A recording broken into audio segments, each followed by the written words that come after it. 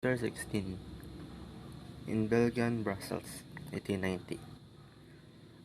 Rizal left Paris. January 28, 1890. Rizal left Paris for Brussels, the capital of Belgium, for two reasons. First, the cost of living in Paris was very expensive. Second, the gay social life of the city hampered his literary works, especially the writing of his second novel, El Filibusterismo. His friends believed that he left Paris because he was running away from a girl, like he did at London, but when Rizal explained to them, they understand. Life in Brussels. Rizal was accompanied by Jose Albert when he moved to Brussels. They both lived in the modest boarding house run by the two Jacobi sisters, Suzanne and Marie. Later on, Albert left the city and replaced by Jose Alejandrino, an engineering student. Rizal was busy and just focusing on writing his second novel, which is The Nolly. Besides from writing the novel, Rizal also wrote articles for La Solidaridad and letters to his family and friends. Rizal spent part of his time in the medical clinic. For creation time, Rizal had gymnastics, target practice, and fencing at the armory. That's what he reports to Antonio Luna. Jose Alejandrino said, "In Brussels, we took our meals in the house, and Rizal on one occasion suggested that we eat pancit." Articles published in La Solidaridad. During Rizal's sojourn in Brussels, he wrote articles for La Solidaridad. Among these articles, which appeared in the patriotic periodical, were A la Defensa, to La Defensa, is a reply to an anti-Filipino writing of a Spanish author, Patricio de la Escosora. La Verdad para Todos, the Truth for All, Rizal's defense against the Spanish charges. Vicente Barantes, Teatro Tagalog. Rizal exposes Barantes' ignorance on the Tagalog theatrical art. A profanation. Friars were attacked for denying Christian burial to Mariano Herbosa, Rizal's brother-in-law in Calamba. Verdades Nuevas, New Truths. A reply to Vicente Belloc Sanchez, which asserted that the granting of reforms in the Philippines would ruin the peaceful and maternal rule of the friars. Cruelty. A brilliant defense of Blumentritt from the scurrilous attack from his enemies. Differences. A reply to a biased article entitled Old Truths, which ridiculed those Filipino who asked for reforms. Inconsequences. A defense of Antonio Luna against the attack of Pablo Miria Diaz in the Barcelona newspaper El Pueblo Cebrano. Lanto y Risas, Tears and Laughter. A denunciation of Spanish racial prejudice against the brown Filipinos. Rizal mentioned how the audience stopped applauding when he received first prize in the literary contest because of his brown color. Ingratitude. A reply to Governor General Valeriano Weyler told to the people that should not allow themselves to be deceived by the vain promises of their ungrateful sons. New orthography of Tagalog language.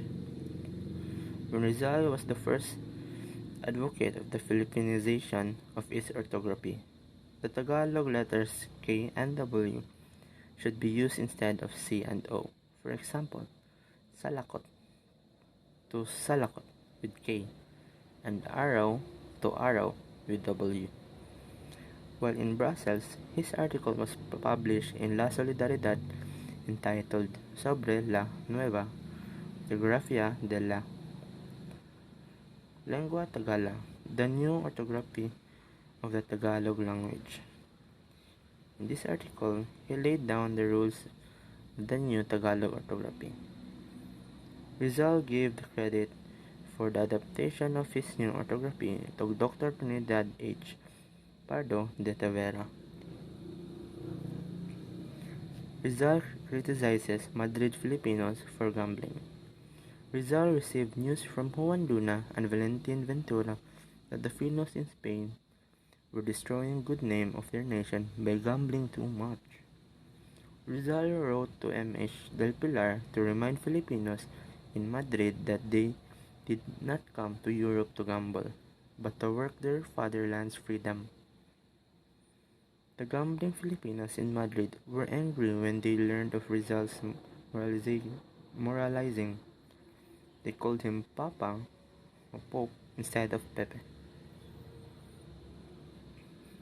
Bad news from home. The Calamba agrarian trouble was getting worse. Don Francisco refused to pay higher rents imposed by the Dominican landlords.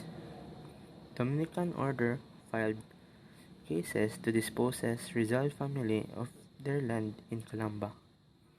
Relatives were deported. Pasiano, Antonio Lopez, the husband of Narcisa, Silvestre Ubaldo, the husband of Olympia, Manuel Hidalgo, husband of Saturnina,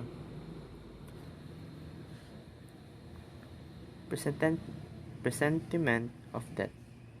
Rizal is having a bad dreams during the night in Brussels. Rizal is feared that he would not live long. Rizal was not afraid to die, not until he finished his second novel. In a letter to M.H. Del Pilar, Rizal wrote, "Sad presentiments assaults me, though I do not give them entire credence. In my childhood, I had a strange belief that I would not reach 30 years of age. I am preparing myself for that. Laong Laan, every day, is my true name." Preparing to go home. Rizal is planning to go home. He could not stay in Brussels, writing book while his parents, relatives, and friends and indecent Philippines were persecuted. Rizal stated, "We have only once to die, and if we do not die not well, we lose an opportunity which will not again be presented us." After hearing Graciano Lopez Juan plan to go to Cuba. Decision to go to Madrid. Pasiano wrote to Rizal about their cases against the Dominicans. Cases were appealed to the Supreme Court in Spain. He wrote to Del Pilar, getting him as their counsel, and notified that he will be going to Madrid to supervise the handling of their cases. To my muse, 1890. It was against the background of a mental anguish in Brussels during those sad days when Rizal was worried by family disasters that he wrote his pathetic poem, Ah Me. Romance with Petit Jacobi. Two things brought some measures of cheers to the despondent Rizal as he was preparing to leave. First, summertime festival of Belgium, which was celebrated in carnival style, with colorful costumes, fantastic floats, and many days of merriment. Second, the romance with Suzanne Jacobi. Rizal was so charming and dignified a gentleman that Petite Suzanne was attracted to him. Rizal was lonely in a strange country and Leonor was so far away. Like other women, Suzanne fell in love with Rizal. Suzanne cried when she knew Rizal left toward the end of July 1819 for Madrid. That's all. Thank you.